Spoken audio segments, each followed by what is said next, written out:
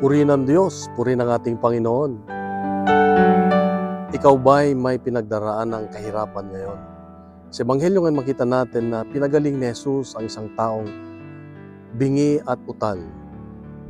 Dito makita natin na ang Diyos ay maawain at alam niya kung ano yung pinagdadaanan ng bawat isa sa atin.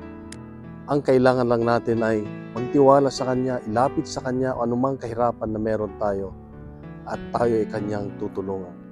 Pangalawa, makita natin dito na binuksan ng Diyos ang Kanyang pandinig, ang Kanyang pagsasalita.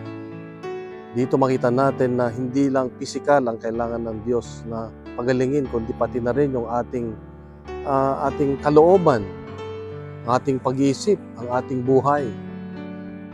Malimit kasi tayo ay frustrated, malimit tayo distracted, marami tayong kinakatakutan, marami tayong pangamba o pagdududa.